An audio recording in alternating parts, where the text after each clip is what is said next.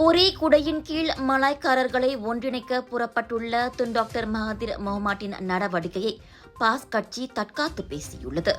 அரசியல் கட்சிகளின் பெருக்கமே மலாய் சமூகம் பிளவுபட்டு கிடப்பதற்கு முக்கிய காரணம் என பாஸ் கட்சியின் துணைத் தலைவர் டத்தோ துவான் இப்ராஹிம் துவான் மாட் கூறியிருக்கின்றார். எனவே மலாய்க்காரர்களை ஒன்றிணைக்க அறிவார்ந்தோர், வர்த்தக பிரமுகர்கள், அரசியல்வாதிகள், மத அறிஞர்கள் உள்ளிட்டோரை அடங்கிய மெகா கூட்டணி அவசியமாவதாக அவர் குறிப்பிட்டார். அரசியல் கட்சிகளின் பெருக்கத்தையும் தப்பு சொல்ல முடியாது.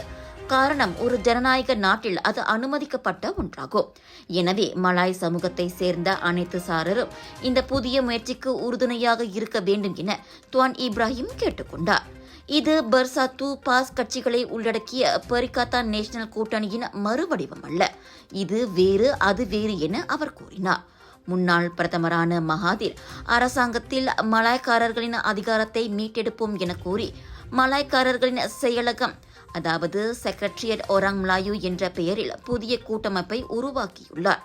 அரசியல் மற்றும் பொருளாதாரத்தில் மலாய்க்காரர்களின் எதிர்காலத்தை காப்பாற்ற மலாய்க்காரர்களை ஒரே குடையின் கீழ் ஒன்றிணைப்பதே இந்த முயற்சி என அவர் கூறிக்கொண்டார்.